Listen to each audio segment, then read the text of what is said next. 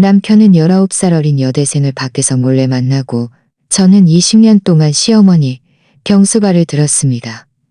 돌아가시기 직전 시어머니는 저에게 800만 원을 쥐어주시며 그에게 알리지 말라고 하셨죠. 그리고 나중에 저는 낡은 책장에서 놀라운 비밀을 발견했습니다. 제 이름은 미연, 올해 42살입니다. 남편 재훈과 결혼한 지 햇수로 꼬박 20년이 되었습니다. 그 20년 중 19년은 하반신이 마비된 시어머니 병수발을 들며 보냈습니다. 매일 아침 5시 반, 아직 도미채 트기도 전엔 어김없이 잠에서 깨어 주방으로 향했습니다. 뜨거운 물 한 주전자 끓여 세숫대야에 담아 시어머니 방으로 가져갔죠. 얼굴과 손을 닦아드리고 욕창이 생기지 않도록 몸을 이리저리 뒤척여드렸습니다. 19년 동안 누워 계셨으니 자주 뒤척여드리지 않으면 금방 욕창이 생겼습니다.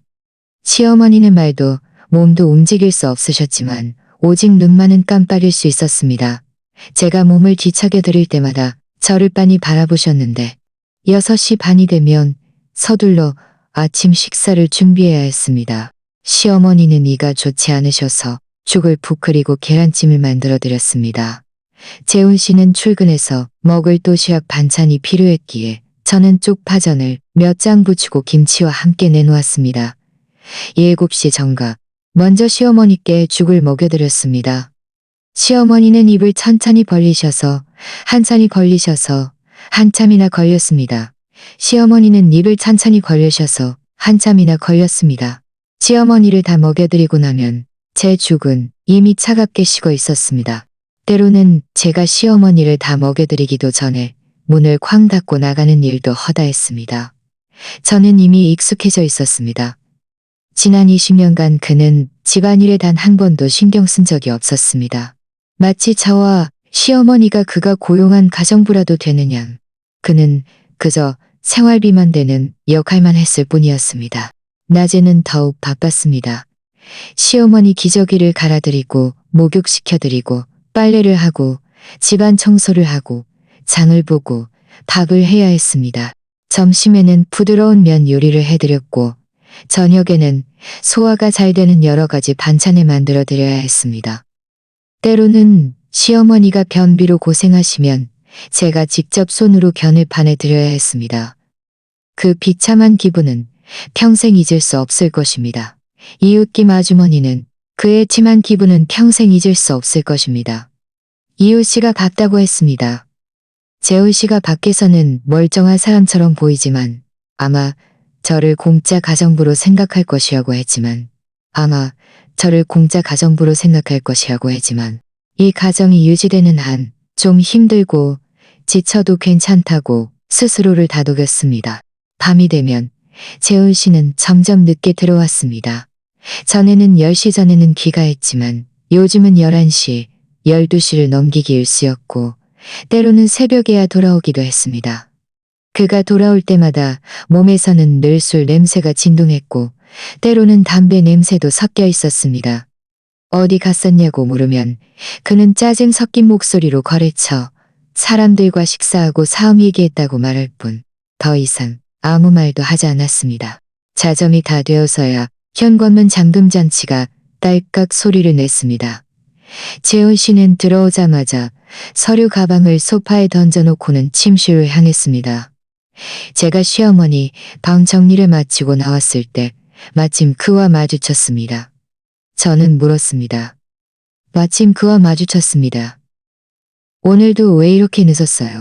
오늘도 왜 이렇게 늦었어요? 저녁 식사 주방에 데워놨는데 저는 먹을래요. 좀은 먹을래요? 재훈 씨는 뒤도 돌아보지 않고 손을 휘저으며 피곤해라고 말했습니다. 마음속 한편이 시큰거렸습니다. 지난 20년간 저는 이 집을 깔끔하게 정리하고 시어머니를 극진히 보살폈습니다. 하지만 재훈 씨는 저에게 점점 더 차가워졌습니다. 마치 제가 이 집의 도구일 뿐 그의 아내가 아닌 것처럼 말입니다. 저는 주방으로 가서 데워 놓았던 음식다리에 앉아 한 입간의 식탁에 앉아 한 입 한 입 먹었습니다. 반찬은 이미 차갑게 식어 있었고 제 마음속의 허전함과 다르지 않았습니다. 제 마음속의 허전함과 다르지 않았습니다. 그저 내일 아침 5시 반에는 어김없이 일어나 시어머니를 모시고 겉으로는 멀쩡해 보이지만 사실은 텅 비어버린 이 집을 계속 돌봐야 한다는 것만 알 뿐이었습니다. 다음 날 아침 저는 역시 5시 반에 일어났습니다. 늘 그랬듯이 시어머니를 닦아드리고 몸을 뒤척여드린 후 주방으로 가서 아침 식사를 준비했습니다. 쪽파전을 부치면서 어젯밤 재훈 씨의 차가운 태도를 떠올렸습니다. 손에 힘 조절이 잘 되지 않아 전이 조금 탔습니다. 7시 40분 재훈 씨는 어김없이 일어났습니다. 세수를 마치고 식탁으로 걸어와 단쪽파전을 집어 한 입 빼어 물더니 곧바로 미간을 찌푸렸습니다. 전을 접시에 내려놓으며 말했습니다. 미연 씨, 이 전은 왜 이렇게 태웠어? 이걸 어떻게 먹으라는 거요? 저는 시어머니께 죽을 먹여드리던 중이었습니다. 그의 말을 듣자 먹으라는 거야. 그의 말을 듣자 마음속에 서운함이 밀려왔습니다. 그의 말을 듣자 내 잠을 자서 손이 좀 떨렸어요. 그럼 제가 다시 면 요리라도 해줄까요? 그냥 나가서 아침 사 먹을게. 문이 쾅 하고 닫히는 소리에 벽에 걸린 달력이 흔들렸습니다. 저는 시어머니를 바라보았습니다. 시어머니는 눈을 깜빡이며 저를 빤히 보고 계셨습니다. 마치 저를 위로하는 듯한 눈빛이었습니다. 저는 쓴웃음을 지으며 다시 시어머니께 죽을 먹여드렸습니다. 속으로는 생각했습니다. 그래, 그는 일이 바쁘고 성격이 좀 거칠어도 괜찮아. 점심때는 시어머니께 야채죽을 해드리고 저는 남은 반찬으로 대충 때웠습니다. 오후 7시쯤 재훈 씨 셔츠를 바꿔야겠다고 생각하고 침실로 가서 깨끗한 옷을 찾았습니다. 옷장 가장 밑칸 서랍을 열자 그가 자주 입는 셔츠 몇 벌이 있었습니다. 제가 막 셔츠를 꺼내려는데 맨 아래쪽에 놓인 짙은 남색 셔츠가 눈에 띄었습니다. 이 셔츠는 지난주에 그가 입었던 것인데 아직 세탁하지 않은 상태였거늘 삭해였습니다. 셔츠를 꺼내 상태였습니다. 셔츠를 꺼내 세탁하지 않은 상태였습니다. 셔츠를 꺼내 세탁 바구니에 넣으려는데 손가락이 옷깃에 닿자 향긋한 냄새가 나자 마치 어린 아가씨들이 쓰는 향수 같았습니다. 제 심장이 쿵 하고 내려앉았습니다. 손에 들고 있던 셔츠가 바닥에 떨어졌습니다. 재훈 씨는 여자 동료들과 가까이 지내지 않았고 여성과 신체 접촉을 할 리도 없었습니다. 그런데 이 셔츠에서 어떻게 여자의 향수 냄새가 나는 걸까요? 저는 셔츠를 들고 베란다로 가서 햇빛에 비춰 자세히 살펴보았습니다. 옷깃에는 향수 냄새 외에도 길고 가는 머리카락 한 머리카락. 분명 제 머리카락이 아니었습니다. 밤에 재훈 씨가 돌아왔을 때는 이미 새벽 1시가 다 된 시간이었습니다. 그의 발걸음은 비틀거렸고 몸에서는 술 냄새 외에도 낮에 제가 맡았던 그 달콤한 향수 냄새가 풍겼습니다. 저는 그 짙은 남색 셔츠를 소파 위에 놓아두고 그가 들어오기를 기다렸습니다. 그가 들어오자마자 물었습니다. 재훈 씨, 이 셔츠 지난주에 입었는데 왜 세탁 안 해줬어요? 그리고 위에 어떻게 여자의 향수 냄새가 나죠? 소파 옆으로 가서 셔츠를 세탁 바구니에 던져 넣으며 말했습니다. 뭐야? 분명 거래처 사람들이랑 식사할 때 옆 테이블 여자가 실수로 묻힌 거겠지. 괜히 엉뚱한 생각하지 마. 하루 종일 집에만 있으니 머리가 이상해진 거 아니야? 저는 그를 쫓아가며 물었습니다. 모든 거라고 이렇게 진한 냄새가 난다고요? 그리고 옷깃에 있던 노란 머리카락은 어떻게 설명할 거예요? 재훈 씨는 짜증을 내며 돌아섰습니다. 내가 매일 밖에서 영업 뛰고 접대가 얼마나 많은데 어쩌다 보면 별 이상한 일 가 겪는 거야. 당신은 나를 좀 이해해 줄 수는 없어? 꼭 이런 사소한 일 가지고 물고 늘어져야겠어? 혹시 한가해? 그의 목소리는 매우 컸고 저는 깜짝 놀라 한 발짝 뒤로 물러섰습니다. 그가 저에게 이렇게 크게 화를 낸 것입니다. 전에는 아무리 짜증이 나도 이런 눈빛으로 저를 쏘아본 적은 없었습니다. 재훈 씨는 말을 마치자마자 문을 쾅 닫고 침실로 들어가 버렸고 다시는 나오지 않았습니다. 저는 소파에 앉아 세탁 바구니에 던져진 셔츠를 바라보았습니다. 눈물이 참을 수 없이 흘러내렸습니다. 이웃김 아주머니의 말이 다시 귓가에 맴돌았습니다. 미연 씨, 너무 바보 같지 마. 재훈 씨가 밖에서 무슨 일을 벌일지 몰라. 설마 김 아주머니의 말이 사실일까요? 재훈 씨가 정말 밖에 다른 여자가 있는 걸까요? 저는 생각하고 싶지도 않았고 믿고 싶지도 않았습니다. 하지만 셔츠에 밴 향수 냄새와 노란 머리카락은 두 개의 가시처럼 제 심장을 찔러 잠을 이룰 수 없게 만들었습니다. 재훈 씨는 밤새도록 불어오지 않았고 저는 밤새 한숨도 자지 못했습니다. 한편으로는 그에게 무슨 일이라도 생긴 건 아닌지 걱정했고 다른 한편으로는 향수 냄새가 밴 그 셔츠가 떠올려 화가 나고 불안했습니다. 동 이틀 무렵 저는 더 이상 버틸 수 없어 거실 소파에 쓰러져 잠시 눈을 붙였습니다. 하지만 5시 만이 채 되기도 전에 시어머니 방에서 나는 소리에 다시 잠에서 깼습니다. 저는 정신을 차리고 시어머니를 모셨습니다. 식사를 먹여드릴 때 손이 조금 떨렸습니다. 시어머니는 저를 바라보며 눈에 걱정스러운 빛을 가득 담고 계셨습니다. 하지만 아무 말씀도 하지 못하고 그저 눈만 살짝 깜빡일 뿐이었습니다. 저는 애써 웃음을 지으며 말했습니다. 어머니, 괜찮아요. 어젯밤에 잠을 잘 못 자서 그런가 봐요. 오전 9시쯤 집 전화벨이 갑자기 울렸습니다. 저는 재훈 씨에게서 온 전화인 줄 알고 서둘러 달려가 받았습니다. 하지만 전화기 너머에서는 나이 어린 듯한 애교 섞인 여자의 목소리가 들려왔습니다. 그 여자는 물었습니다. 혹시 재훈 씨 계신가요? 저는 잠시 멍해져서 말했습니다. 그는 집에 없어요. 무슨 일로 찾으세요? 제가 그의 아내인데 제가 도와드릴 수 있어요.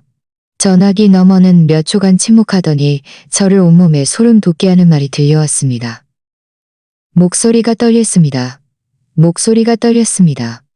목소리가 떨릴 속이지 마세요. 재훈 씨는 이미 저에게 말했어요. 언니랑은 그냥 형식적으로 사는 거고 그가 정말 좋아하는 사람인 거고 그가 정말 좋아하는 거고 그 여자는 비웃듯이 말했습니다. 제가 누구냐고요? 저는 재훈 씨 여자친구예요. 제 이름은 지수, 올해 19살이고 아직 대학생이에요. 재훈 씨 어젯밤에도 저랑 같이 있었어요. 오늘 아침에 갈 때도 저녁에 저랑 같이 근사한 레스토랑에 간다고 했어요. 19살 여대생. 저는 이 몇 글자를 되뇌었습니다. 머릿속이 텅 비었습니다. 재훈 씨는 42살인데 19살짜리 여대생과 사귀고 있었다니. 게다가 저를 이렇게 오랫동안 속였다니. 저는 깊이 숨을 들이쉬며 눈물을 억지로 참았습니다. 헛소리하지 마. 재훈 씨는 그런 사람 아니야. 그가 어젯밤에 집에 안 들어온 건 분명 일이 바빠서 그랬을 거야. 지수는 말했습니다. 언니, 제가 헛소리하는 거 아니에요.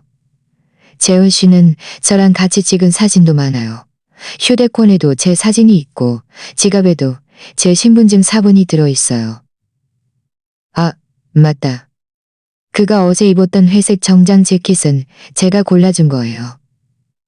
제가 그 주머니에 과일 사탕 하나 넣어뒀는데 언니 봤어요? 회색 정장 재킷. 바로 그 향수 냄새가 밴 재킷이었습니다. 제가 어제 정리할 때 분명 주머니에서 과일 사탕 하나를 만져본 기억이 있었습니다. 그때는 그가 거래처 사람들과 식사하다가 받은 거라고 생각했지만 이제와 생각하니 그 여자가 넣어둔 것이 분명했습니다. 저는 더 이상 참을 수 없었습니다. 눈물이 왈칵 쏟아졌습니다. 전화기에 대고 소리쳤습니다. 이 어린 것이 어떻게 이렇게 뻔뻔해? 그는 가정이 이미 감정이 없다고 했어요. 어떻게 그와 사귈 수 있어? 지수의 목소리도 차가워졌습니다. 언니, 말 함부로 하지 마세요. 감정이라는 건 서로 좋아서 하는 건 서로 좋아하세요. 언니가 그의 어머니 병수발을 들 수 없었더라면 진작에 이혼했을 거라고요. 게다가 저는 젊고 예쁘잖아요.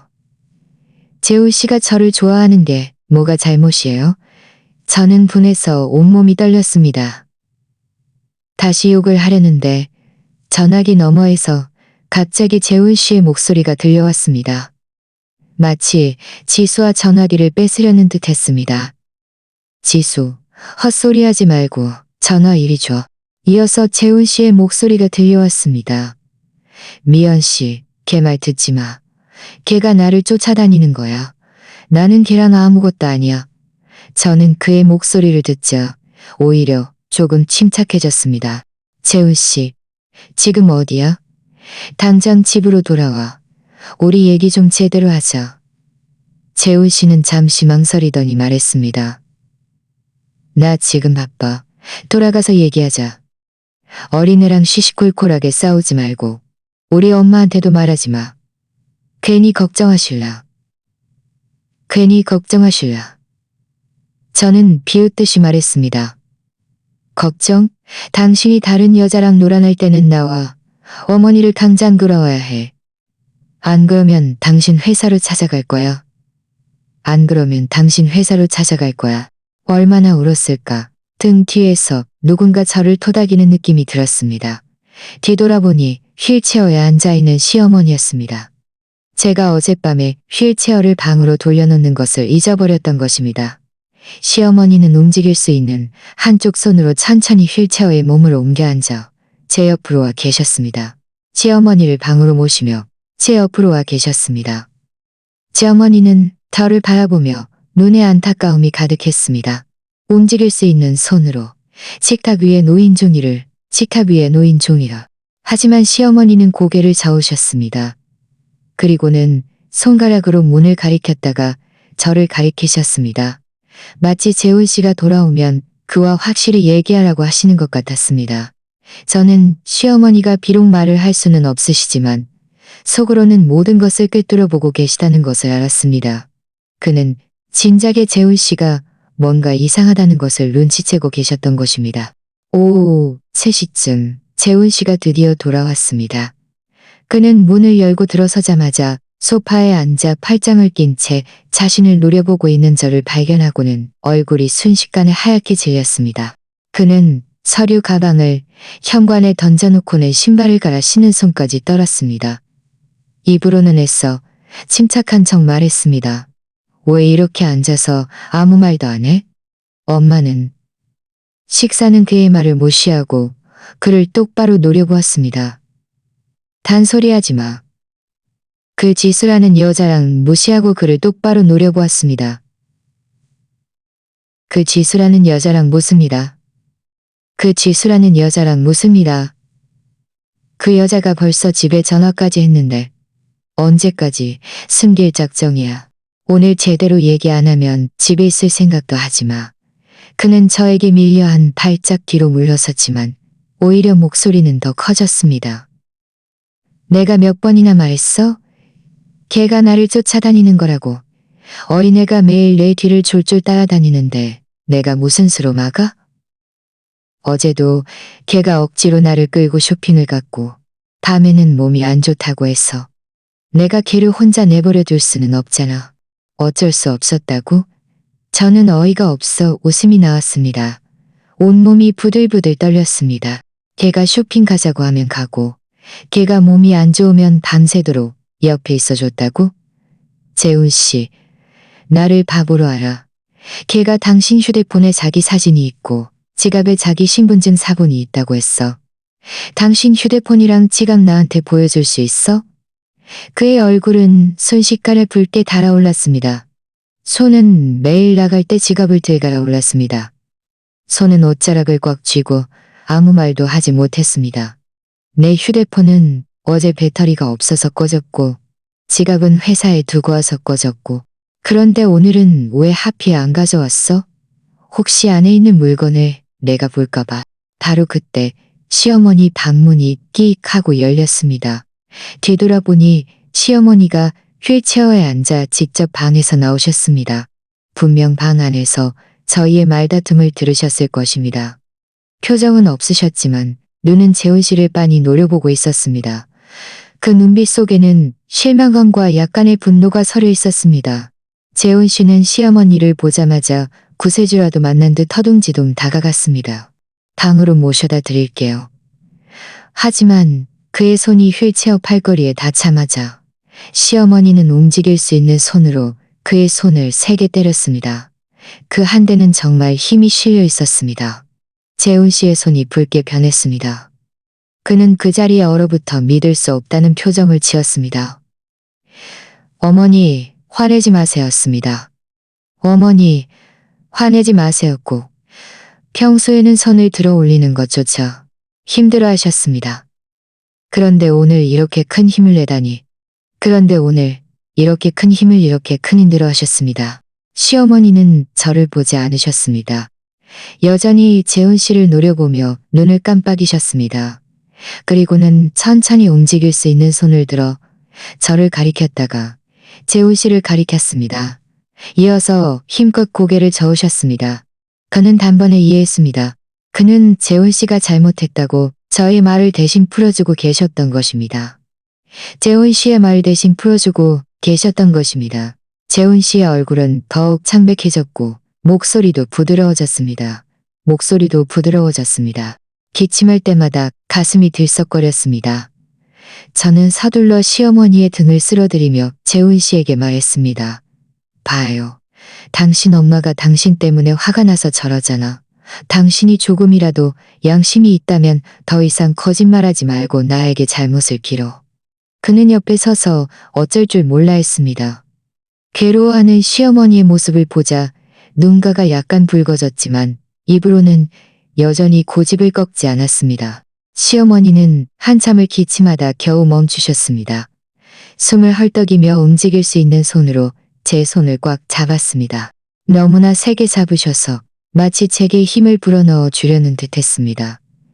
그리고는 다시 재훈 씨를 바라보셨습니다. 눈빛 속 실망감은 더욱 깊어졌습니다.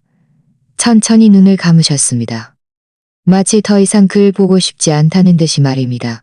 제 마음속에는 따뜻한 기운이 돌면서도 한편으로는 시큰거렸습니다. 지난 20년간 시어머니는 불평 한마디 없으셨지만 이제야 알았습니다. 저는 시어머니의 손을 잡은 채 재훈 씨에게 말했습니다. 당신도 봤잖아.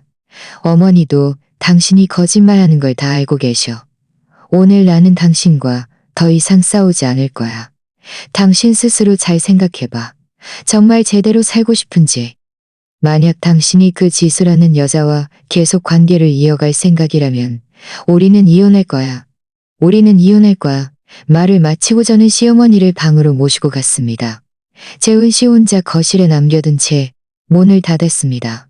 문을 닫을 때 거실에서 그의 한숨이다. 문을 닫았습니다. 이어지는 며칠 동안 재훈 씨는 일찍 귀가했습니다. 지수 이야기도 더 이상 꺼내지 않았습니다. 하지만 그는 여전히 저에게 차가웠습니다.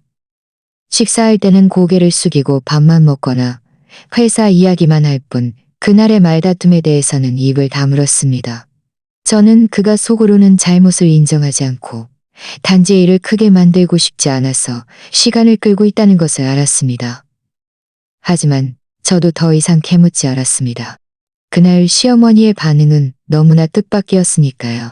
재훈 씨는 일주일 내내 좋은 남편인 척 연기했습니다. 매일 제 시간에 집에 돌아왔고 가끔 엄마 오늘 어떠세요? 하고 묻기도 했습니다. 하지만 저에게는 여전히 차가웠고 제대로 쳐다보는 일도 거의 없었습니다. 저는 그가 진심으로 뉘우치는 것이 아니라 단지 시간을 벌고 있다는 것을 분명히 알았습니다. 하지만 저는 그를 비난하지 않고 그가 언제까지 연기할지 지켜보기로 했습니다. 그날 밤 제가 시어머니를 모시고 잠자리에 들자마자 재훈 씨가 갑자기 거실에서 방으로 들어왔습니다. 손에는 담배를 들고 있었지만 불은 붙이지 않았습니다. 얼굴은 섬뜩할 정도로 어두웠습니다. 제 심장이 쿵 하고 내려앉았습니다. 올 것이 왔구나 하는 생각이 들었습니다. 그는 침대 옆 의자에 앉아 한참을 침묵하다가 겨우 입을 열었습니다. 미연 씨, 우리 그만 연기하자. 미연 씨의 일은 당신도 알게 됐지. 너무 힘들어. 저는 그를 바라보며 아무 말도 하지 않고 그가 계속 말하기를 기다렸습니다. 그는 깊이 숨을 들이쉬며 들이쉬며 걔는 젊고 활발해서 걔랑 같이 있으면 나도 몇 살은 젊어진 것 같아. 당신이랑 같이 있으면 그저 살림살이 걱정뿐이고 너무 재미가 없어.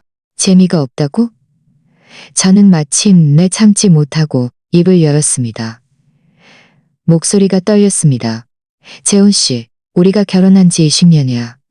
내가 당신 엄마 병수발을 19년 동안 들었어. 매일 아침 일찍부터 밤늦게까지 집안일을 깔끔하게 처리했어. 그런데 이제 와서 재미가 없다고 말해. 그럼 진작에 뭐 했어? 처음에 나에게 결혼해달라고 애원했던 게 누구였어? 그는 제 시선을 피하며 말했습니다. 옛날은 옛날이고 지금은 지금이야. 사람은 변하기 마련이고 감정도 마찬가지야. 당신에게 미안하다는 건 알아. 하지만 이미 이렇게 된 일 따져봤자 소용없어. 소용없다니. 저는 분해서 온몸이 떨렸습니다. 그럼 당신은 어떻게 하고 싶은데? 나랑 이혼하고 그 지수라는 여자랑 결혼할 거야? 그는 저를 쳐다보았는데 그 눈빛 속에는 제가 한 번도 본 적 없는 이기심이 서려 있었습니다. 이혼 얘기는 당분간 꺼낼 수 없어. 저는 잠시 멍해져서 물었습니다. 왜? 당신은 그 여자를 좋아하잖아? 왜 나랑 이혼하지 않아? 그는 손을 비비며 목소리를 낮췄습니다. 지수는 아직 어리고 아직 대학생이야. 아직 대학생이야. 지금 결혼하는 건 적절하지 않아. 그리고 엄마는 보살핌이 필요하잖아. 당신도 알다시피 이렇게 오랫동안 누워 계셨으니 당신 말고는 아무도 엄마를 이렇게 잘 보살필 수 없어. 만약 우리가 이혼하고 내가 지수와 결혼하면 걔는 분명 엄마를 모셔야 결혼하면 저는 제 귀를 의심할 수 없었습니다. 그가 이혼하지 않으려는 이유가 아직 부부의 정이 남아 있어서가 아니라 시어머니를 보살필 사람이 없을까봐 두려워서였다니. 지난 20년간 제가 바친 헌신이 그의 눈에는 그저 공짜 가정부의 가치로밖에 보이지 않았다는 말인가. 저는 그를 노려보았습니다. 눈물이 참을 수 없이 흘러내렸습니다. 눈물이 참을 수 없이 흘러내렸습니다. 당신은 가정부가 아니라고. 당신은 밖에서 다르냐. 당신은 밖에서 다르냐고. 그의 얼굴도 어두워졌고 목소리를 높였습니다. 내가 이기적이라고? 내가 이기적이지 않으면 어떻게 해? 우리 친엄마인데 내가 모른 척할 수는 없잖아. 당신이 엄마를 이렇게 오랫동안 모셨으니 이 집에 공헌한 건 인정해. 나는 당신을 소홀히 대하지 않을 거야. 앞으로 생활비 더 많이 줄게. 당신은 그냥 집에서 엄마 잘 보살펴줘. 나와 지수 사이의 일은 신경 쓰지 말아줄 수 없어. 생활비를 더 많이 준다고? 저는 비웃듯이 말했습니다. 눈물은 더욱 굵게 흘러내렸습니다. 재훈 씨, 나를 뭘로 보는 거야? 돈으로 때울 수 있는 사람으로 보는 거야? 내가 당신 엄마를 19년 동안 모신 건 당신 돈 때문이 아니었어. 이 가정을 위해 사랑 때문이었어. 그런데 당신은 내 사랑을 쓰레기처럼 취급하고 나의 헌신을 당연하게 여기다니. 그는 제가 고집을 꺾지 않자 나의 헌신을 당연하게 여기다니. 그는 제가 고집을 꺾지 않자 말투를 다시 부드럽게 바꿨습니다. 미연, 당신이 억울하다는 건 알아. 하지만 나도 어쩔 수 없어. 지수가 졸업하면 가지만 나도 어쩔 수 없어. 도와달라고? 저는 그의 위선적인 얼굴을 보며 마음속 마지막 희망마저 사라졌습니다. 재훈 씨, 불가능해. 당신이 지수와 완전히 헤어지고 나랑 잘 살든지 아니면 우리 이혼해. 나는 더 이상 이 집에 남아 당신의 공짜 가정부로 살지 않을 거야. 그는 제가 단호하게 나오자 얼굴색이 아닐 거야. 그는 제가 단호하게 나오자 얼굴색이 완전히 변했습니다. 자리에서 일어나 말했습니다. 미연 씨, 호의를 베풀면 고마운 줄 알아야지. 내가 당신에게 이 집은 내가 결혼 전에 산 거고 집안 예금도 내 이름으로 돼 있어. 당신이 이혼하면 맨몸으로 나가야 할 거야. 그때 당신 혼자 어떻게 살 건데. 저는 그가 이렇게 냉정하게 마지막 인정조차 저버릴 줄은 예상하지 못했습니다. 저는 분해서 온몸이 떨렸습니다. 문을 가리키며 말했습니다. 당신이 마음을 바꿨다면 엄마를 가리키며 말하고 싶지 않아. 그는 비웃듯이 말했습니다. 당신 스스로 잘 생각해봐. 당신 스스로 잘 생각해봐. 만약 마음을 바꾸지 않는다면 고통받는 건 당신 자신이야. 말을 마치고 그는 문을 쾅 닫고 나갔습니다. 저는 시어머니 침대 옆에 주저앉았습니다. 눈물이 끊임없이 흘러내렸습니다. 시어머니는 언제 깨어나셨는지 눈을 크게 뜨고 저를 바라보고 계셨습니다. 그 눈빛 속에는 안타까움이 가득했습니다. 움직일 수 있는 손으로 천천히 제 손등을 가볍게 토닥였습니다. 마치 저를 위로하는 듯이 말입니다. 저는 시어머니의 손을 잡고 울면서 말했습니다.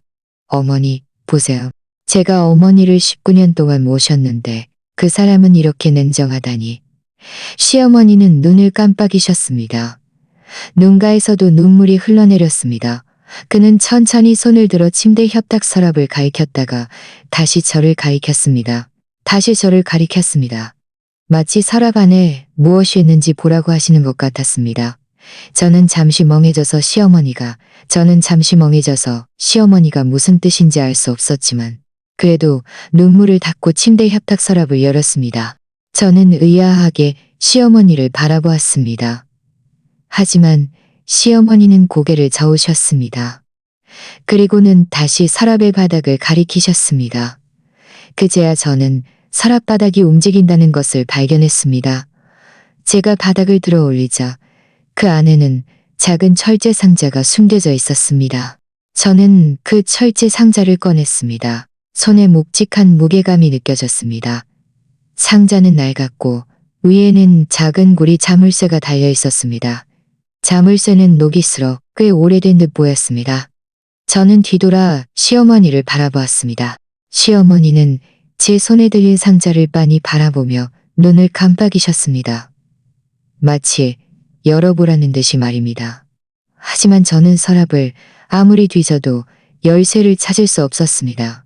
자물쇠를 억지로 열어보려 했지만 구리 자물쇠는 꼼짝도 하지 않았고 오히려 손만 아팠습니다. 저는 할 수 없이 상자를 바라보며 가볍게 고개를 끄덕이셨습니다. 저는 할 수 없이 상자를 바라보며 다시 서랍 안쪽에 노는이께 말했습니다. 어머니, 이 상자는 잠겨 있어서 열 수 없이는 지치신 듯 보였습니다. 저는 시어머니 이불을 덮어드리고 방을 나섰습니다. 거실은 텅 비어 있었습니다. 재훈 씨는 이미 안방으로 돌아가 잠들었고 저를 위한 불조차 남겨두지 않았습니다. 마음속은 혼란스러웠습니다. 재훈 씨의 냉정함, 철제 상자의 비밀, 시어머니의 이상한 행동들이 한데 기엉켜 제 마음을 짓눌렀습니다. 다음 날 아침 일찍 재훈 씨는 아침 식사도 하지 않고 출근했습니다. 떠나기 전 그는 차갑게 말했습니다. 마음을 바꿨으면 엄마나 잘 보살펴줘. 괜히 쓸데없는 생각하지 말고. 저는 그를 무시했습니다. 그가 떠나자마자 서둘러 시어머니를 모셨습니다. 식사를 먹여드릴 때 저는 참지 못하고 다시 그 철제 상자에 대해 물었습니다. 어머니, 그 상자 안에는 뭐가 들어있어요? 왜 그렇게 꽁꽁 잠가놨어요? 왜 그렇게 꽁꽁 잠가놨어요? 시어머니는 입에 죽을 머금고 천천히 삼키셨습니다. 그리고는 침대 협탁 쪽을 바라보며 저를 가리켰습니다. 이어서 움직일 수 있는 손으로 돈을 세는 듯한 제스처를 취했습니다. 하지만 시어머니는 19년 동안 누워 계셨고 재훈 씨가 주는 생활비로만 사셨는데 어디서 돈을 숨겨둘 수 있었을까요? 저는 생각할수록 의문이 들었습니다. 아침 식사를 마친 후 열쇠를 맞추러 가려 했지만 문 앞까지 갔다가 시어머니를 돌볼 사람이 없다는 생각에 다시 발길을 돌렸습니다. 이어지는 며칠 동안 저는 열쇠를 맞추어 갈 기회를 찾지 못했습니다. 재훈 씨는 매일 일찍 돌아왔고 늘 거실을 서성거렸습니다. 마치 제가 무슨 짓을 할까봐 감시하는 듯 했습니다. 그러다가 토요일 재훈 씨가 갑자기 회사에 야근이 있어서 밤에 돌아오지 못한다고 말했습니다. 드디어 열쇠를 맞출 수 있겠구나 하고 생각했습니다. 하지만 저녁 식사 후 시어머니가 갑자기 몸이 안 좋으셔서 계속 기침을 하셨습니다. 저는 어쩔 수 없이 기침을 하였습니다. 저는 어쩔 수 없이 시어머니가 갑자기 기침을 하셨습니다. 저는 어쩔 수 없이 시어머니 곁을 지키며 등을 쓸어드리고 물을 먹여드렸습니다. 열쇠를 맞추는 일은 또다시 물 건너갔습니다. 시어머니는 천천히 안정을 찾으신 후 저를 바라보시더니 갑자기 움직일 수 있는 손으로 제 손목을 잡고 제 손을 침대 협탁 쪽으로 잡아당겼습니다. 저는 의아하게 그를 바라보았습니다. 그런데 그분은 식탁 위에 놓인 물컵을 가리켰다가 제 손바닥을 가리켰다가 제 손바닥을 가리키셨습니다. 저는 단번에 이해했습니다. 서둘러 물컵을 들고 손바닥에 물을 조금 따랐습니다. 시어머니는 제 손을 놓으시고는 움직일 수 있는 저는 그 비뚤비뚤한 두 글자를 보며 심장이 쿵 하고 내려앉았습니다. 어머니, 숨긴 돈이 있다는 말씀이세요? 그 철제 상자 안에요? 시어머니는 눈을 깜빡이며 고개를 끄덕이셨습니다.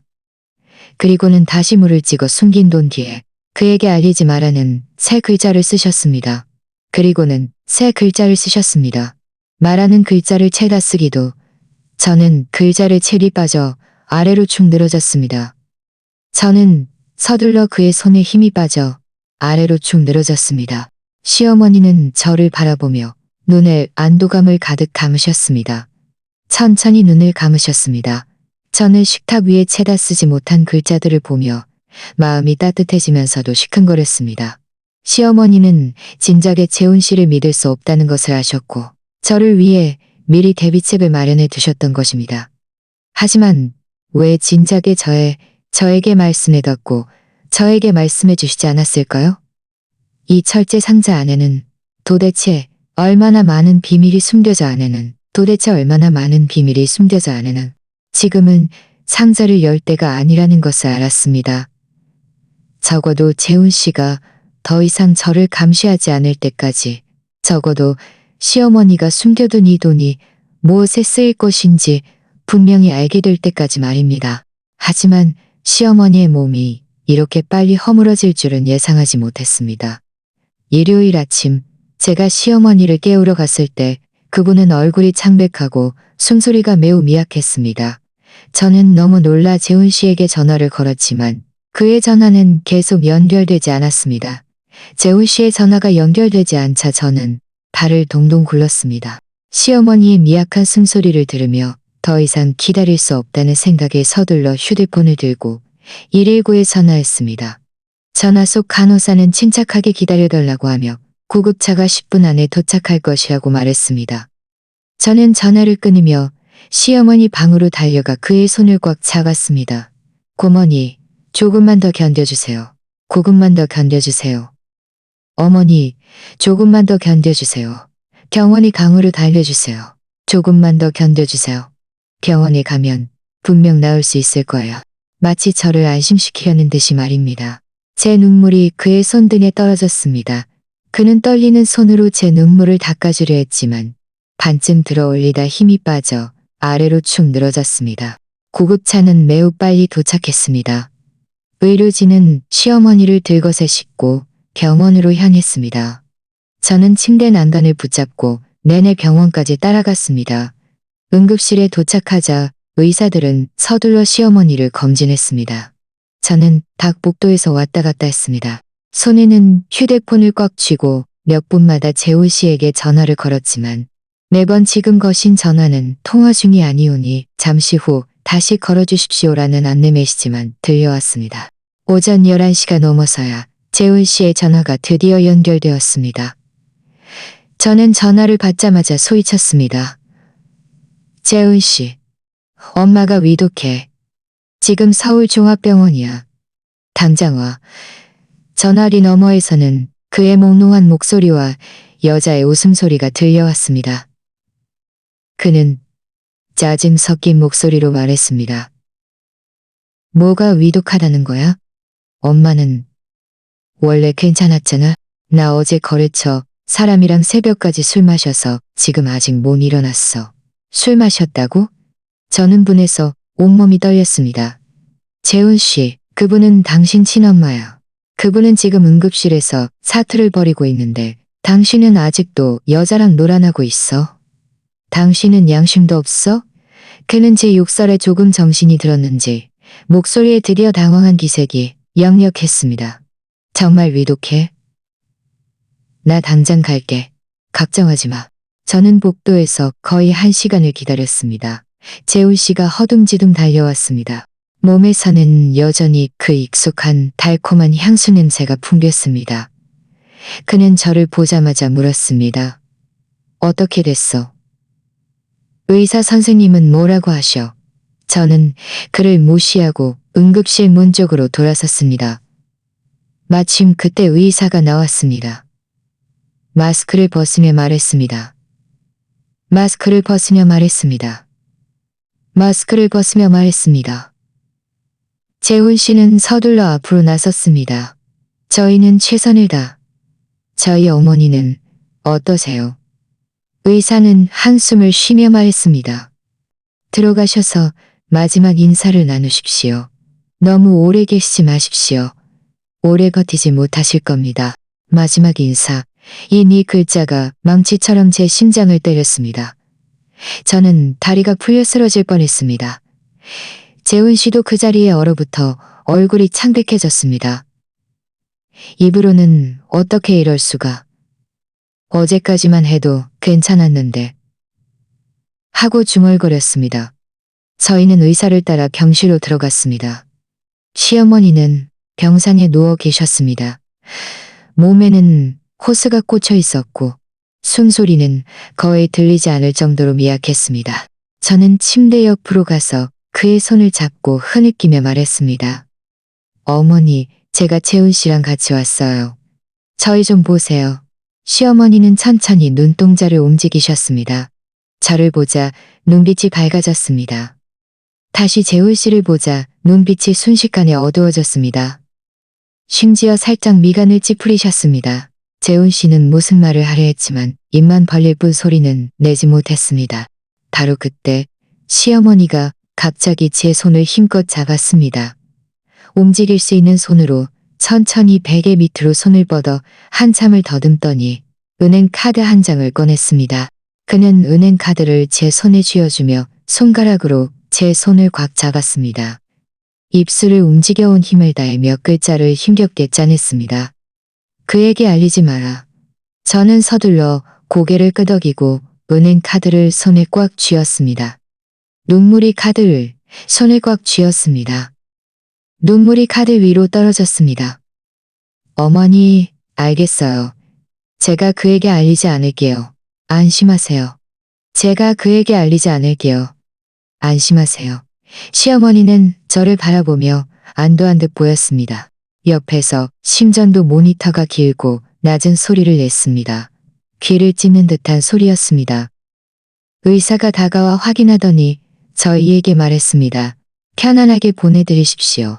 재훈 씨는 털썩하고 바닥에 주저앉아 얼굴을 감싸고 울기 시작했습니다. 하지만 저는 그를 보며 조금도 불쌍하다는 생각이 들지 않았습니다.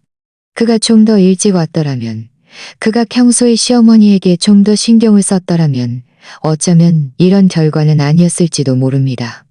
저는 은행 카드를 몰래 옷 안주머니에 넣고 시어머니 침대 옆으로 가서 그의 눈을 조용히 감겨드렸습니다. 어머니, 안심하세요. 제가 저 자신을 잘 돌보고 어머니의 비밀도 지킬게요. 시어머니 장례를 치르는 동안 재훈 씨는 지수를 다시 찾아가지 않았습니다. 매일 저를 따라다니며 앞뒤로 뛰어다녔습니다. 하지만 그가 저를 보는 눈빛에는 매일 탐색하는 듯한 기색이 서려 있었습니다. 마치 무엇인가를 찾고 있는 듯이 말입니다. 저는 그가 아마 집안에 있던 그 철제 상자를 떠올렸을 것이라고 짐작했습니다. 하지만 저는 그 이야기를 꺼내지 않았고 그도 묻지 않았습니다. 그의 마음속에는 아마 이제 더 이상 시어머니를 돌봐줄 사람이 없다는 생각뿐이었을 것입니다. 하지만 그는 제가 시어머니가 돌아가시기 전에 주신 은행 카드를 가지고 있다는 것을 알지 못했습니다. 장례를 마치고 그날 밤 재훈 씨가 거실에 앉아 저에게 말했습니다. 미연 씨, 엄마가 돌아가셨으니 이제 이 집엔 우리 둘뿐이야. 옛날 일은 다 잊고 앞으로 잘 지내자. 응? 저는 그의 위선적인 얼굴을 보며 속으로 비웃었습니다. 그가 정말 잘 지내고 싶어 하는 것이 아니라 분명 제가 이혼하자고 할까봐 두려워서였을 것입니다. 빨래하고 밥해줄 사람이 없어질까봐 말입니다. 저는 그를 비난하지 않고 그저 피곤해서 일찍 쉬고 싶다고 말했습니다. 말을 마치고 방으로 돌아와 그 작은 은행 카드를 베개 밑에 숨겼습니다. 은행 카드를 베개 밑에 숨겨둔 며칠 동안 제 마음은 늘 불안했습니다. 낮에 재훈 씨가 집에 있을 때는 베개를 만지지도 못했습니다. 혹시 그에게 들킬까봐 두려웠습니다. 그는 여전히 예전처럼 매일 제 시간에 출근했지만 말수는 더 줄었습니다. 때로는 식사할 때 저를 빤히 쳐다보기도 했는데 그 눈빛에 저는 속으로 섬뜩했습니다. 저는 늘 그가 무엇인가를 의심하고 있다고 느꼈지만 그는 한 번도 묻지 않았습니다. 그러다가 시어머니 장례를 치른 지 닷새째 되는 날, 재훈 씨가 회사에 지방 출장이 있어서 사흘 동안 집에 오지 못한다고 말했습니다. 그가 짐을 챙길 때 저는 옆에 서서 옷을 개는 척했지만 눈은 내내 그의 움직임을 주시했습니다. 혹시 제 물건을 뒤질까봐 두려웠습니다. 그가 짐을 다 챙기고 서류 가방을 들고 나갔습니다. 현관을 나서기 전 그는 저에게 말했습니다. 내가 집에 없을 때 혼자 밥 잘 챙겨 먹어. 저는 속으로 비웃었지만 입으로는 굳세게 말했습니다. 알겠어요. 당신도 밖에서 조심해요. 그가 문을 닫는 소리를 듣자 팽팽하게 긴장했던 제 마음이 드디어 느슨해졌습니다. 저는 서둘러 방으로 달려가 베개 밑에서 그 은행 카드를 꺼냈습니다. 손에 꽉 쥐었습니다. 은행 카드는 평범한 저금 카드였습니다. 아무런 표식도 없어서 어느 은행 카드인지 알 수 없었습니다. 저는 시어머니가 젊었을 때 우리은행에 돈을 저축했다고 말씀하셨던 것을 떠올렸습니다. 아마 이 카드가 우리은행 카드일지도 모른다고 생각했습니다. 저는 옷을 갈아입고 은행 카드를 품에 안고 집을 나섰습니다. 집 근처에 우리은행이 있었습니다. 저는 문 앞까지 갔다가 다시 마음이 불안해졌습니다. 만약 안에 돈이 별로 없거나 비밀번호가 틀리면 어떻게 하지? 하지만 시어머니가 돌아가시기 전에 저에게 카드를 주시던 그 눈빛이 떠오르자 저는 다시 용기를 내어 문을 열고 들어갔습니다. 은행 안에는 사람이 많지 않았습니다. 저는 자동 조회기 앞으로 가서 깊이 숨을 들이쉬고 은행 카드를 넣었습니다. 화면에 비밀번호를 입력하세요 라는 메시지가 떴습니다. 저는 잠시 멍해졌습니다. 시어머니는 저에게 비밀번호를 알려주지 않으셨는데 저는 시어머니의 생일을 입력해 보았습니다. 비밀번호 오류라는 메시지가 떴습니다. 다시 제 생일을 입력했지만 역시 틀렸습니다. 마지막으로 저는 믿져야 본전이라는 생각으로 저희 결혼기념일을 입력했습니다. 화면의 생각으로 저희 결혼기념일을 입력했습니다. 화면에 숫자가 뜨는 순간 화면이 드디어 바뀌었고 비밀번호가 올바릅니다라고 표시되어 있었습니다. 제 심장이 순식간에 목구멍까지 치솟았습니다. 800만 원. 저는 그 숫자를 한 번, 또 한 번 보며 제가 잘못 본 것이 아님을 확인했습니다. 800만 원. 이것은 저에게는 천문학적인 숫자였습니다. 시어머니는 19년 동안 누워 계셨고 평소에는 새우 계셨고 평소에는 새우 한 벌 사는 것도 아까워하셨는데 어떻게 이렇게 많은 돈을 가지고 계셨을까요? 저는 돈을 가지고 계셨을까요? 저는 서둘러 아니면 제가 모르는 다른 수입이 있었을까요? 저는 서둘러 카드를 꺼내 옷 안주머니에 놔뒀습니다. 왜 진작에 저에게 말씀해주지 않으셨을까? 그리고 왜 재훈 씨에게 숨기라고 하셨을까? 생각할수록 혼란스러웠습니다. 저는 아예 생각하지 않기로 했습니다. 일단 돈을 잘 보관해두자고 말입니다. 집에 돌아와 은행 카드를 옷장 가장 깊숙한 곳에 있는 낡은 겨울 코트 주머니에 숨겼습니다. 그 코트는 제가 결혼 초에 샀던 것으로 이미 오래되어 입지 않는 옷이었습니다. 재훈 씨는 제가 카드를 거기에 숨겨둘 것이라고는 꿈에도 생각하지 못할 것입니다. 이어지는 이틀 동안 저는 집에서 시어머니의 유품을 정리하면서 이 돈에 대해 곰곰이 생각했습니다. 시어머니의 유품은 많지 않았습니다. 낡은 옷 몇 벌, 돋보기 하나, 그리고 침대 협탁 안쪽에 숨겨져 있던 그 철제 상자뿐이었습니다. 그 철제 상자뿐이었습니다. 저는 철제 상자를 꺼내 다시 자물쇠를 억지로 열어보려 했지만 여전히 열리지 않았습니다. 여전히 열리지 않았습니다. 재훈 씨가 돌아오면 기회를 봐서 상자 안에 무엇이 들어오면 기회를 맞춰서 상자 안에 무엇이들을 맞춰서 사흘째 되는 날 오후 재훈 씨가 출장에서 돌아왔습니다. 그는 문을 열고 들어서자마자 서류 가방을 소파에 던져놓으며 말했습니다. 피곤해 죽겠네. 사흘 내내 회의하느라 잠도 제대로 못 잤어. 저는 다가가 서류 가방을 받아 들었습니다. 밥 주방에 데워 넣었는데 좀 가져다 줄까요? 그는 소파에 데워 놔다 줄까요? 그는 소파에 앉아 관자놀이를 그는 분지르더니 갑자기 말했습니다. 아, 맞다. 엄마 방에 있는 물건들 정리다. 저는 애써 침착한 척 말했습니다. 아직 정리 다 못했어요. 그 낡은 옷들은 기념으로 남겨두고 싶어요.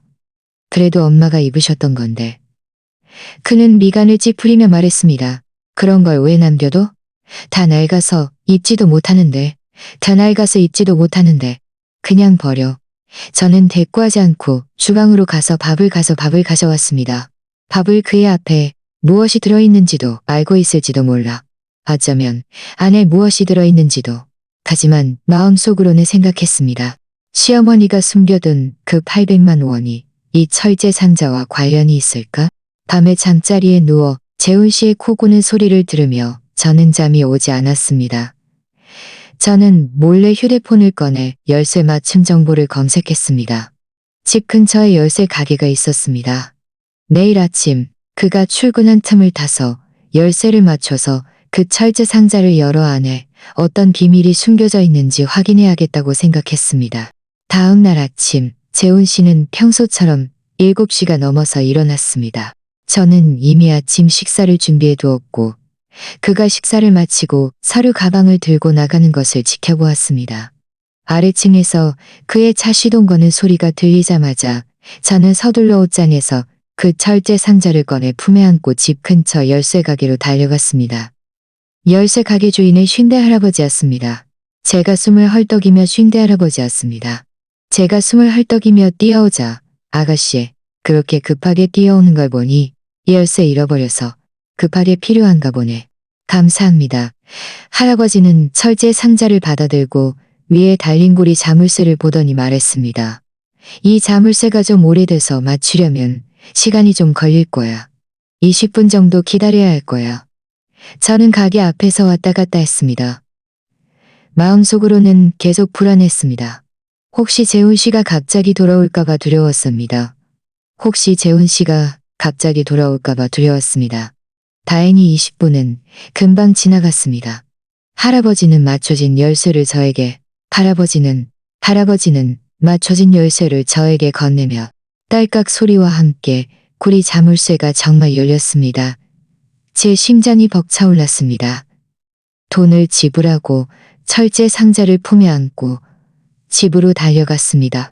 집에 돌아와 철제 상자를 거실 탁자 위에 놓았습니다. 깊이 숨을 들이쉬고 천천히 상자를 열었습니다. 상자 안에는 붉은색 벨벳천이 깔려 있었고 그 위에 몇 가지 물건이 놓여 있었습니다. 낡은 반지 하나, 시어머니가 젊었을 때 끼던 반지 같았습니다. 누렇게 바른 낡은 사진 한 장. 사진 속에는 젊은 시어머니와 낯선 남자가 있었습니다. 두 사람은 활짝 웃고 있었습니다. 그리고 두꺼운 낡은 수첩 하나, 표지가 거의 떨어져 나갈 지경이었습니다. 저는 수첩을 집어 천천히 넘겼습니다. 안에는 시어머니의 비뚤비뚤한 글씨로 쓰인 일기가 있었습니다. 모두 그분이 하반신이 마비되기 전의 생활을 기록한 것이었습니다. 앞부분에는 집안일들이 적혀 있었습니다. 예를 들어 오늘 재훈이가 여자친구를 데리고 와서 밥을 먹었다.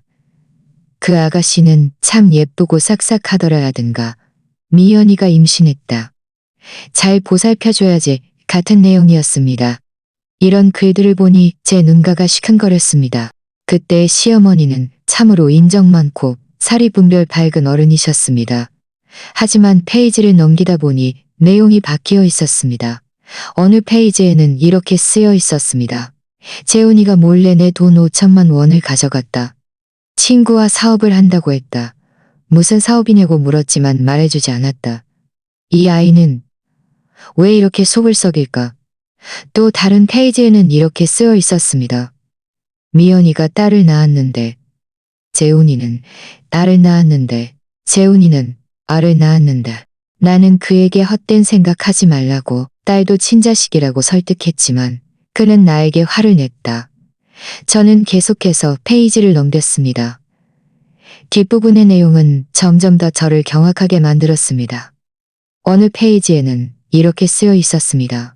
어느 페이지에는 이렇게 쓰여 있었습니다. 오늘 은행에 가서 돈을 찾으려는데 내 통장에서 2천만 원이 없어졌다. 재훈이에게 물었더니 회사 자금으로 돌렸었다고 했다. 하지만 그의 말하는 모습을 보니 거짓말하는 모습을 보니 그 뒤로는 시어머니가 하반신 마비가 된 후의 기록이 이어졌습니다. 글씨는 더욱 비뚤비뚤했고 때로는 한 문장도 제대로 완성하지 못했습니다. 오늘 미연이가 나를 닦아주느라 땀을 뻘뻘 흘렸다. 이 아이는 너무 고생이 많다.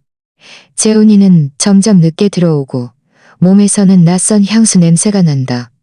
미연이에게 알려주고 싶지만 나는 말을 할 수 없다. 미연이에게 알려주고 싶지만 나는 돈은 다 모아두었다. 여기까지 읽자 저는 마침내 이해했습니다.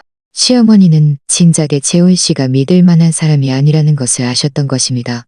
그래서 돈을 몰래 모아두셨고 저에게 그에게 알리지 말라고 신신당부하셨던 것입니다. 하지만 수첩에는 그분이 돈을 모아두었다는 내용만 있었을 뿐 구체적으로 얼마를 모았는지 그리고 그 800만 원이 어떻게 생긴 돈인지는 쓰여 있지 않았습니다. 그 낯선 남자의 사진과 낡은 반지는 또 무엇을 의미하는 걸까요? 저는 수첩의 마지막 페이지를 넘겼습니다. 안에는 쪽지 하나가 끼워져 있었습니다.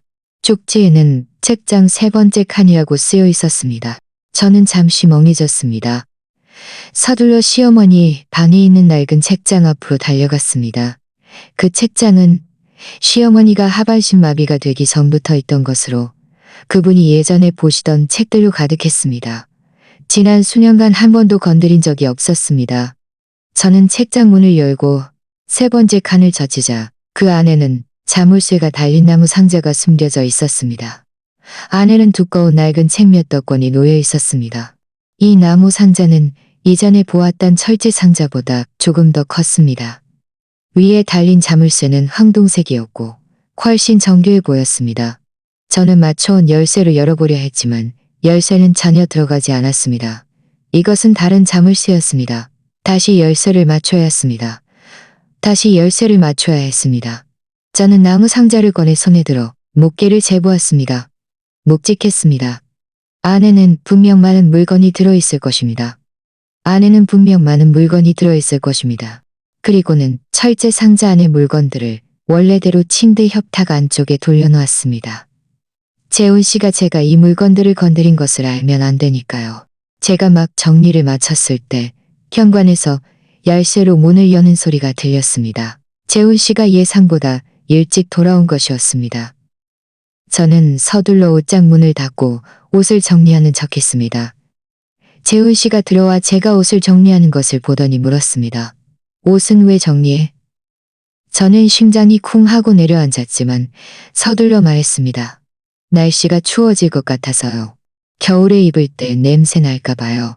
그는 고개를 끄덕이고 더 이상 묻지 않았습니다. 돌아앉아 소파에 앉아 휴대폰을 보기 시작했습니다. 저는 그의 뒷모습을 보며 마음속으로는 생각했습니다. 이 나무 상자 안에는 도대체 무엇이 들어있을까? 그 800만 원의 출처와 관련이 있을까? 그리고 재훈 씨는 이 나무 상자의 존재를 진작에 알고 있었을까? 저녁 식사 때 재훈 씨가 갑자기 말했습니다. 아, 맞다. 다음 주에 동창회가 있어서 지방에 이틀 다녀와야 해.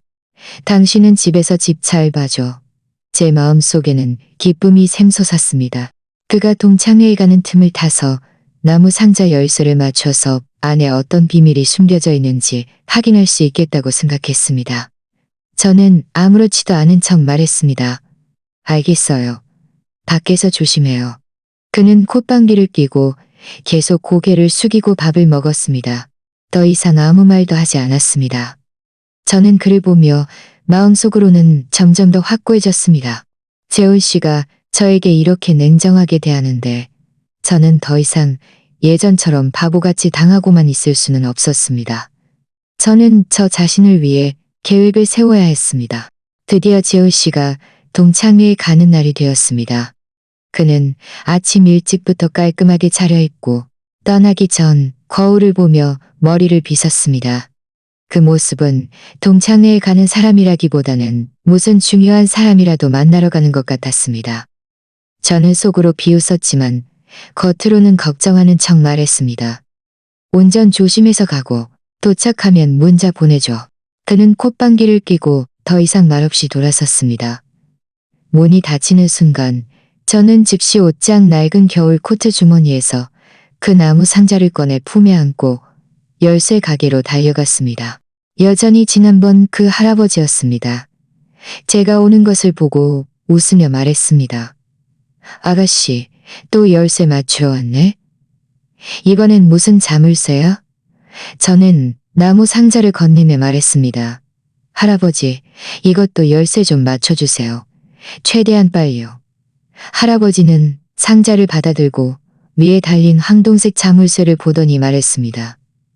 이 자물쇠는 지난번 것보다 더 정교하네. 맞추려면 30분 정도 걸릴 거야. 급하지 않으면 앉아서 기다려. 저는 가게의 작은 의자에 앉았습니다. 마음속은 기대감과 긴장감으로 가득했습니다. 30분은 마치 반사기처럼 느리게 흘러갔습니다. 겨우 할아버지가 열쇠를 저에게 건네주셨을 때 저는 열쇠를 받아들고 집으로 달려갔습니다. 감사하다는 말조차 잊은 채 말입니다. 집에 돌아와 나무 상자를 침실 침대 위에 놓았습니다. 깊이 숨을 3번 들이쉬고 나서야 열쇠를 자물쇠 구멍에 꽂았습니다. 딸깍 소리와 함께 자물쇠가 열렸습니다. 저는 천천히 상자 뚜껑을 열었습니다. 안의 물건들은 저를 순간 눈을 크게 뜨게 만들었습니다. 안에는 금은 보화는 없었습니다. 그저 고무줄로 묶여있는 서류 뭉치와 은행 카드 몇 장, 그리고 두꺼운 편지 봉투 하나뿐이었습니다. 저는 먼저 맨 위에 있는 서류 뭉치를 집어들고 펼쳐보았습니다. 그것은 놀랍게도 재훈 씨가 재산을 몰래 빼돌린 증거들이었습니다. 그가 회사 지분을 친척에게 헐값에 양도한 계약서, 그가 몰래 집 한 채를 사서 지수 이름으로 등록한 주택 매매 계약서, 그리고 그가 집안 계좌에서 지수의 은행 카드로 돈을 송금한 내역들이었습니다. 한 번에 수천만 원씩, 가장 최근에는 지난달에 5천만 원을 송금한 기록도 있었습니다. 저는 이 서류들을 보며 손이 떨렸습니다. 그는 진작에 자신을 위한 길을 닦아두었던 것이었습니다. 진작에 저와 이혼한 후 지수와 잘 살 계획을 세웠던 것입니다. 그동안 그는 회사 실적이 좋지 않다며 집안 생활비도 점점 줄였습니다. 저는 그가 정말 힘들다고 생각했지만 그는 그 돈을 다 그 여자에게 썼고 이렇겠지만 저는 분노를 억누르며 계속해서 서류를 넘겼습니다. 아래에는 은행 카드 몇 장이 있었습니다. 각 카드 뒤에는 작은 쪽지가 붙어 있었는데 시어머니의 글씨로 각 카드의 비밀번호와 예금액이 쓰여 있었습니다. 한 카드에는 노후 자금 2천만 원, 다른 카드에는 오래된 집 한 돈 3억 원, 또 다른 카드에는 할아버지가 남겨주신 돈 1억 쓰여 있었습니다. 저는 카드들을 하나씩 살펴보았습니다. 모두 합치니 무려 7억 8천만 원이었습니다. 여기에 시어머니가 돌아가시기 전에 결국 그 돈은 그렇게 생긴 것이었습니다. 시어머니가 젊었을 때 모아둔 노후 자금, 그분이 예전에 살던 낡은 집을 팔아서 생긴 돈, 그리고 할아버지가 남겨주신 유산까지. 그분은 재훈 씨가 이 돈을 낭비할까봐, 저를 괴롭힐까봐 두려워서 몰래 숨겨두었던 것입니다. 재훈 씨조차도 이 사실을 알지 못했습니다. 저는 마지막으로 그 두꺼운 편지 봉투를 집어들고 열어보았습니다. 안에는 사진 한 장과 편지 한 통이 들어있었습니다. 사진 속에는 젊은 시어머니와 낯선 남자가 있었습니다. 두 사람은 낡은 집 문 앞에서 활짝 웃고 있었습니다.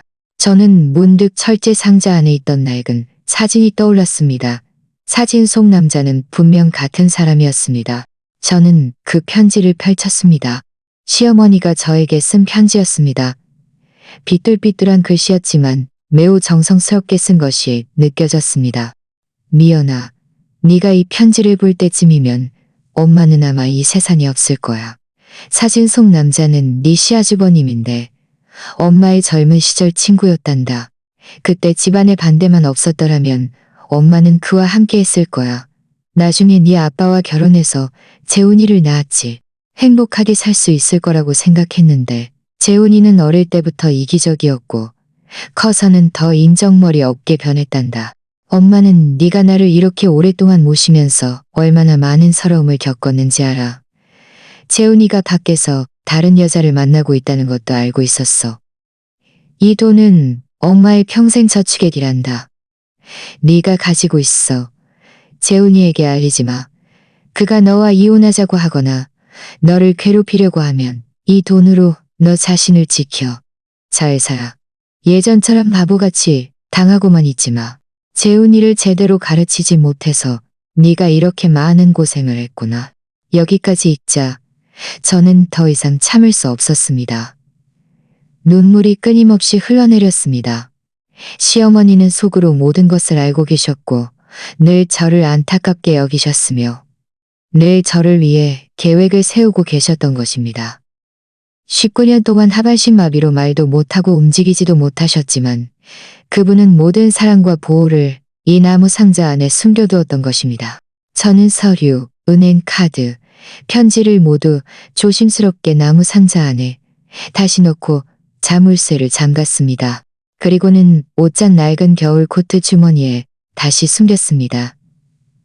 그리고 휴대폰을 들고 재훈 씨가 재산을 빼돌린 증거들을 한 장 사진 찍어 클라우드에 저장했습니다. 저는 속으로 맹세했습니다. 재훈 씨가 저에게 이렇게 대하는데 저는 절대 이대로 넘어가지 않을 것입니다. 그가 재산을 빼돌리고 채소와 잘 살려고 한다면 그렇게 쉽게 되지 않을 것입니다. 밤에 재훈 씨에게서 메시지가 왔습니다. 내일 돌아올 수 있다고 말입니다. 저는 알겠어요라고 답장을 보낸 후 휴대폰을 옆에 두고 그와 어떻게 대치할지 곰곰이 생각하기 시작했습니다. 저는 이대로 그와 이혼할 수 없었습니다. 그가 빼돌린 재산을 모두 토해내게 해야 했고 그가 저지른 모든 행동에 대한 대가를 치르게 해야 했습니다. 침대에 누워 천장을 바라보았습니다. 제 마음속에는 더 이상 예전의 서러움과 나약함이 없었습니다. 시어머니가 남겨주신 이 증거들과 돈 덕분에 저는 용기와 자신감을 얻었습니다. 내일 재훈 씨가 돌아오면 그때가 바로 저희가 모든 것을 밝힐 때였습니다. 다음 날 오전 저는 집안을 깨끗하게 정리했습니다. 그리고 옷장에서 그 나무 상자를 꺼내 거실 탁자 위에 놓았습니다. 이어서 소파에 앉아 재훈 씨가 돌아오기를 기다렸습니다. 11시쯤 현관에서 열쇠로 문을 여는 소리가 들렸습니다. 재훈 씨가 문을 열고 들어왔습니다. 손에는 선물 꾸러미를 들고 있었고 얼굴에는 미소를 띠고 있었습니다. 기분이 좋아 보였습니다. 그는 소파에 앉아있는 저를 보더니 말했습니다. 기분이 좋아 보였습니다. 그는 소파에 앉아있는 저를 보더니 말했습니다. 미연, 내 동창이 집안에서 사온 특산물이야. 이따가 맛봐봐. 다가와 나무 상자를 보자 그의 눈빛이 순식간에 변했습니다. 목소리도 조금 부자연스러웠습니다. 이 상자가 왜 여기에 있어? 어디서 찾은 거야? 어디서 찾았는지는 중요하지 않아. 중요한 건 이 안에 들어있는 물건들이 당신에게 아주 흥미로울 거라는 사실이지. 그의 얼굴은 어두워졌습니다. 미연 씨, 괜히 문제 만들지 마. 이건 엄마가 남겨주신 물건이야. 엄마가 남겨주신 물건? 저는 나무 상자를 집어들고 자물쇠를 열었습니다. 안에 있던 서류들을 탁자 위에 한꺼번에 쏟아부었습니다. 이것들도 엄마가 남겨주신 거야? 당신이 회사 지분을 당신 사촌에게 헐값에 양도한 계약서, 당신이 지수에게 집을 사준 계약서, 당신이 그에게 돈을 송금한 기록들. 이 모든 것들이 엄마가 시킨 일이야. 재훈 씨는 그 서류들을 보자마자 얼굴이 순식간에 하얗게 질렸습니다. 그는 서둘러 손을 뻗어 서류들을 씁니다. 그는 서둘러 손을 뻗어 서류들을 치우려 했고, 입으로는 서류에 당신 서명이 있고, 주택 매매 계약서에는 지수의 이름이 있고, 송금 기록에는 은행 직인이 찍혀 있어. 이 모든 것이 가짜야? 재훈 씨, 나를 바보로 알아? 그는 제 질문에 아무 말도 하지 못하고 시선을 피하며 두 손을 꽉 쥐었습니다. 저는 그의 당황한 모습을 보며 속으로 통쾌함을 느꼈습니다. 이렇게 오랫동안 그는 저를 바보 취급했지만 이제 드디어 그가 당황할 차례였습니다. 저는 송금 기록 한 장을 집어들고 위에 적힌 날짜를 가리키며 말했습니다. 당신은 지난달에 지수에게 5천만 원을 송금했어. 나에게는 회사 실적이 좋지 않아서 집안 생활비도 거의 줄 수 없다고 말했지. 그런데 그 돈을 다 그 여자에게 썼다고? 당신 양심은 개나 줬어. 그는 갑자기 고개를 들었습니다. 눈빛이 사나워졌습니다. 미연 씨, 너무 지나치지 마. 나와 지수 사이의 일은 당신과 상관없어. 그 돈은 내가 직접 번 돈이야. 내가 누구에게 쓰든 내 마음이야. 당신이 직접 번 돈? 저는 웃음이 나왔습니다. 시어머니가 남겨주신 편지를 집어들었습니다. 이것 좀 봐. 엄마가 편지에 분명히 쓰셨어. 당신이 이기적이고 밖에서 다른 여자를 만난다는 것을 진작에 알고 계셨다고. 당신이 저지른 이 모든 일들을 아무도 모를 거라고 생각했어? 19년 동안 하반신 마비였지만 그분은 속으로 모든 것을 꿰뚫어 보고 계셨어. 재훈 씨는 편지를 빼서 빠르게 읽어내려갔습니다. 손이 떨렸습니다. 편지를 다 읽고 나자 그는 편지를 바닥에 던지며 말했습니다. 이 편지를 바닥에 던지며 말했습니다. 우리 엄마 같습니다. 엄마가 쓴 게 아니라고? 저는 편지를 주워들고 위에 적힌 글씨를 가리켰습니다. 이건 엄마 글씨야. 내가 엄마를 이렇게 오랫동안 모셨는데 내가 잘못 알아볼 리가 없어. 엄마는 8억 원도 남겨주셨어. 모두 엄마의 평생 저축액이야. 엄마는 당신이 돈을 낭비할까봐, 나를 괴롭힐까봐 두려워서 특별히 나에게 남겨주신 거야.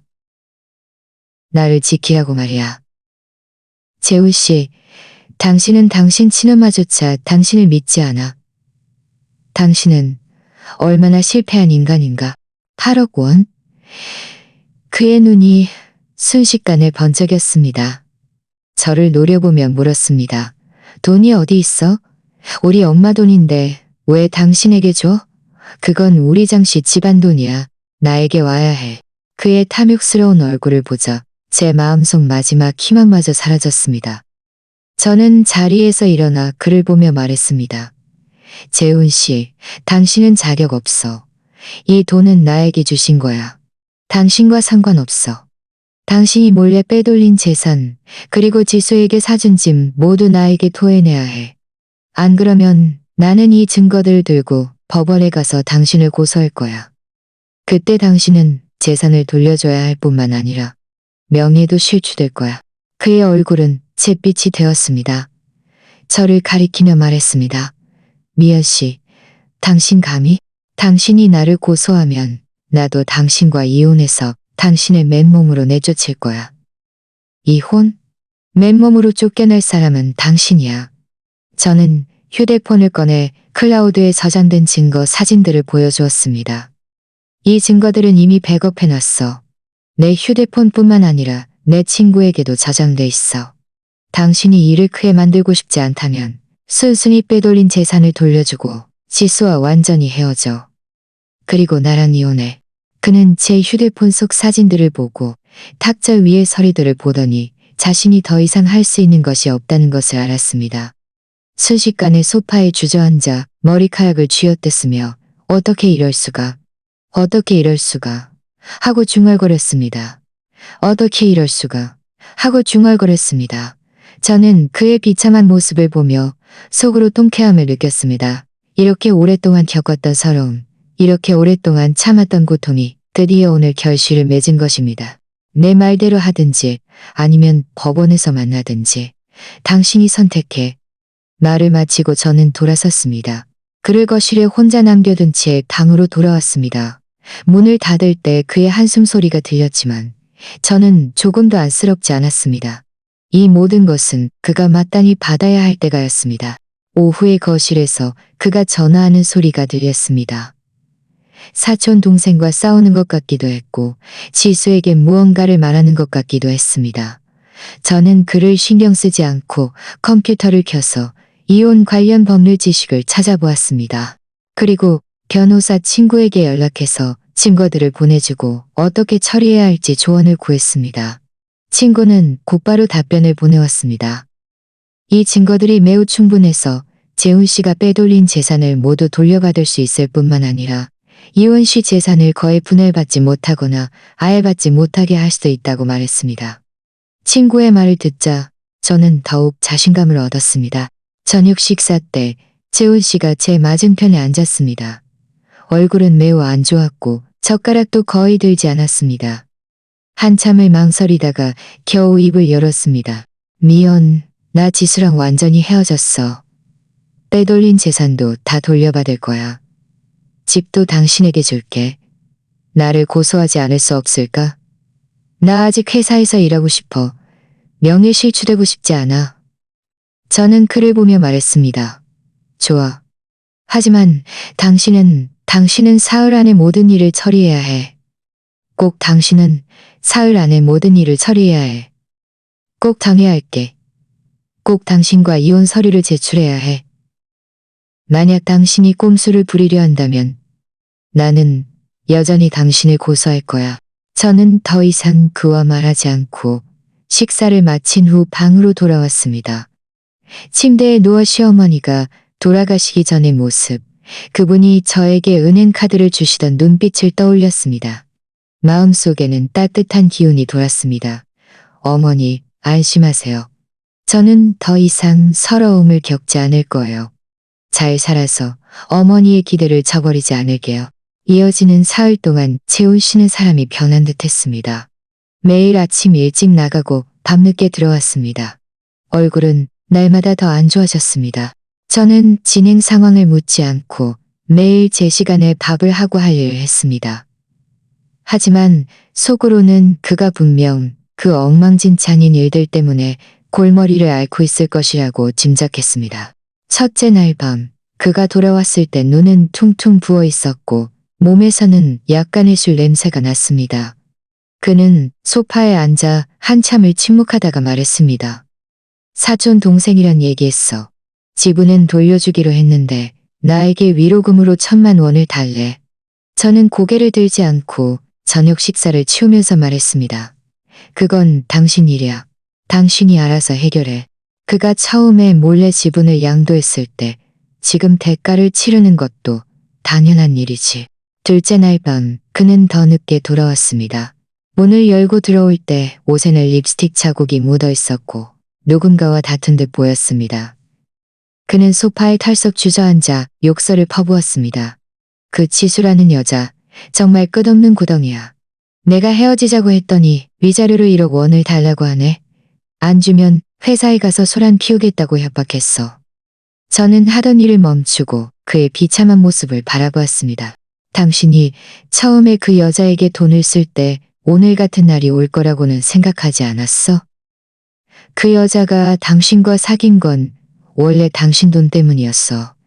이제 와서 그 여자를 버리려고 하는데 그렇게 쉽겠어. 그는 제 말에 할 말을 잃었습니다.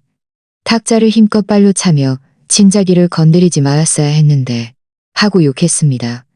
하고 욕했습니다. 하고 욕했습니다. 셋째 날, 즉 마지막 기한이 되자 재훈 씨는 아침 일찍 나갔습니다. 저녁 8시가 넘어서야 돌아왔습니다.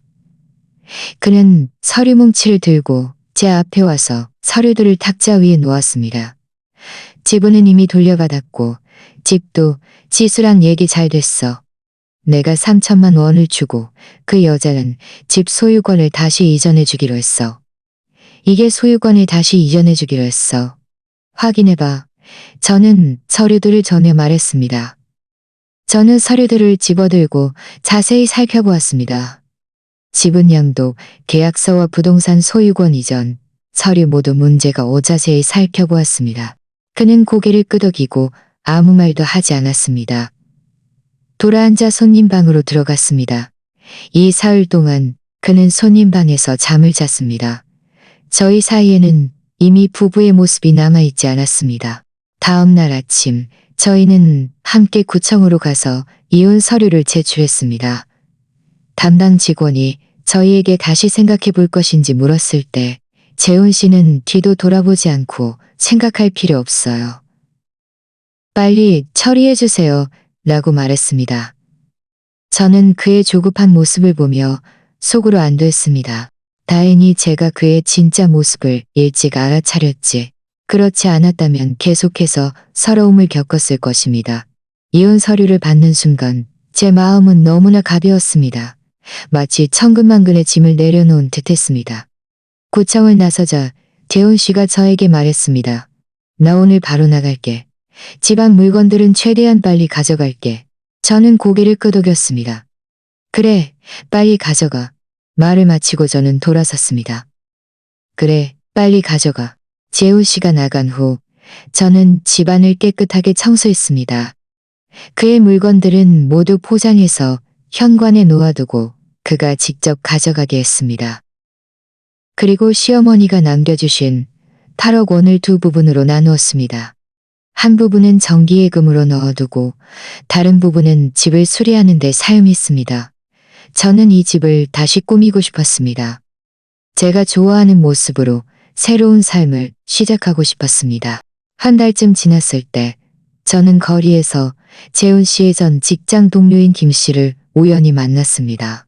김 씨는 저를 보더니 한숨을 쉬며 말했습니다. 미연 씨, 요즘 잘 지내시죠? 재훈 씨는 요즘 아주 비참하게 살아요. 저는 조금 의외였습니다. 그에게 무슨 일이 생겼어요? 김 씨는 말했습니다. 그가 집 소유권을 다시 이전받은 후 살 곳이 없어서 작은 원룸을 빌려 살 수밖에 없었어요. 게다가 회사에서도 그의 평판이 나빠졌어요.